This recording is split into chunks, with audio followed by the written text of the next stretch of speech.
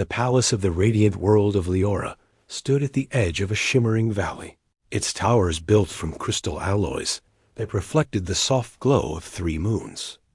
Inside those glittering halls lived Princess Elira, daughter of King Viren, heir to the luminous throne and symbol of peace among her people.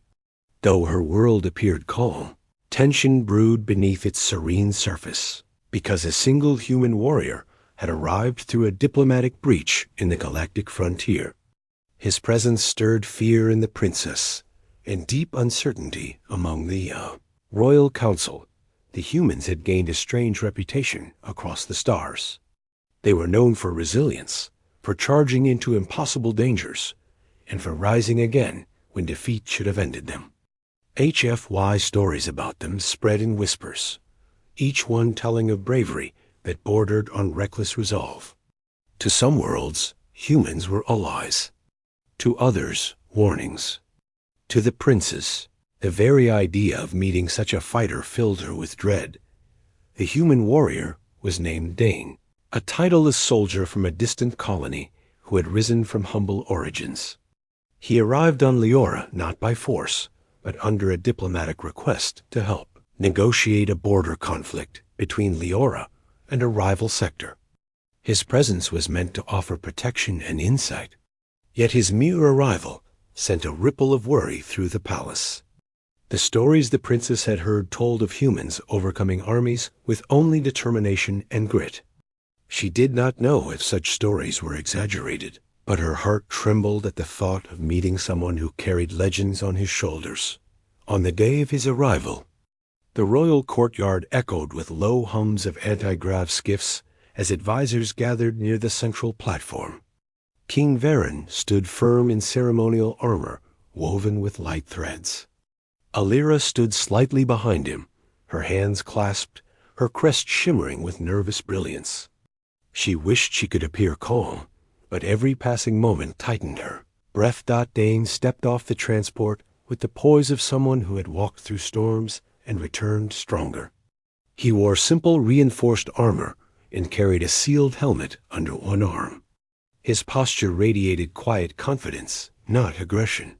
His eyes scanned the surroundings with analytical focus, trained by years of frontier duty. Though he bowed with respect, something about him made the princess retreat half a step. King Viren welcomed him with formal grace, thanking him for coming during a delicate time. Dane answered with steady humility, saying he was honored to assist. He spoke not like a conqueror, but a guardian. Yet even his calm tone could not soothe the dread growing inside the princess.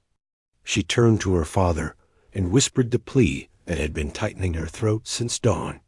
"Not him, father.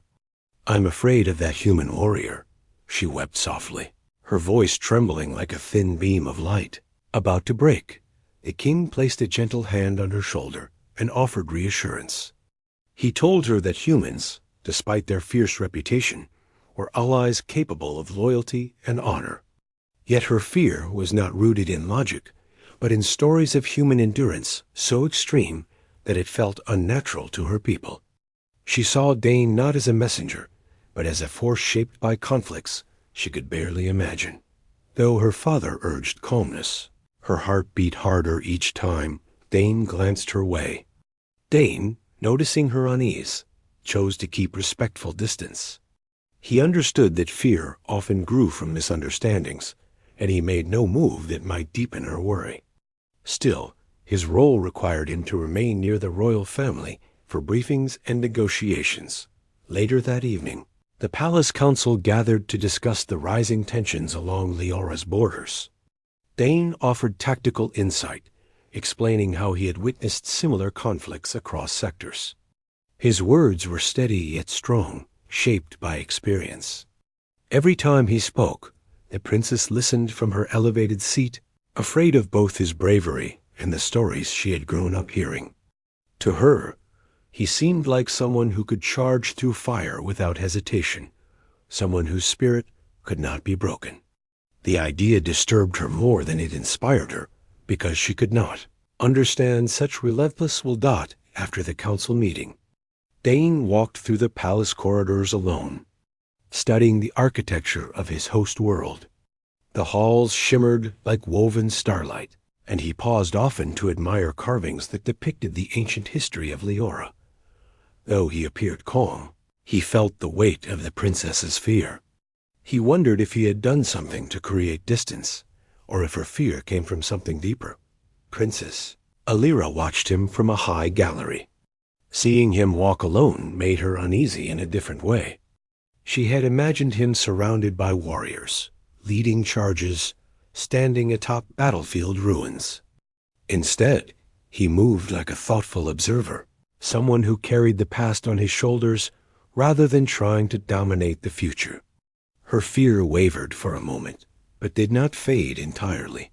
The next morning, the palace alerted the council that scouts had sighted an unknown vessel near the border. The council prepared to send envoys, but the threat was uncertain. Dane volunteered to accompany the royal scouts to evaluate the situation. His willingness to step into danger without hesitation reinforced the tales the princess had heard. She followed her father into the briefing chamber and tried to plead once more. "Please, father." "Do not send him," she whispered, her voice cracking with worry. King Varen reassured her that Dane's experience was vital. He gently reminded her that fear must not dictate decisions that affect entire worlds.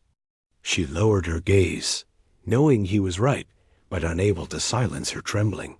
Dane, hearing her distress, approached with calm respect. He reassured her that he would not put her people at unnecessary risk. He explained that he had faced countless unknown threats before, and that preparation, not recklessness, guided his actions. His voice carried sincerity, not pride, and for the first time she saw him not as an unstoppable force, but as a protector driven by duty. Still, her fear lingered. The mission to the border took several hours.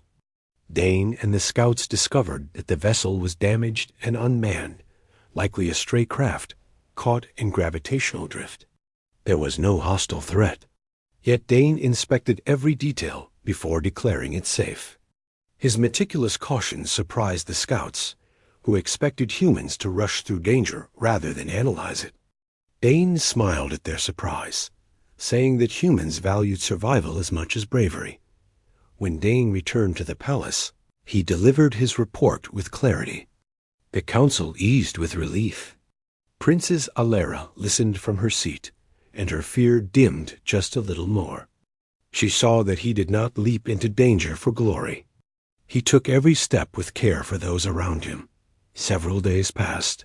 Dane continued to serve as advisor and mediator. He trained with the palace guards, taught them strategies used on the human frontier, and learned about Leoran traditions with genuine respect. The more the princess observed him, the more she saw the human behind the legends. Yet her fear had not completely left her heart. She feared not his actions, but the unknown depth of his strength.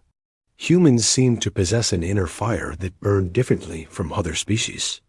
She did not know whether that fire brought creation or destruction.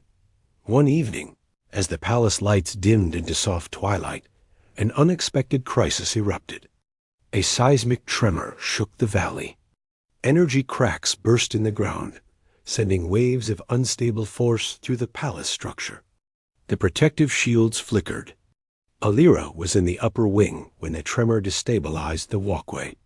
A crystalline bridge shattered under her feet, and she slipped, grasping the edge as the gap beneath widened into a vortex of energy. Dane, who had been nearby reviewing a data tablet, reacted instantly. Without hesitation, he sprinted across the trembling floor. The walkway cracked further. Guards shouted warnings.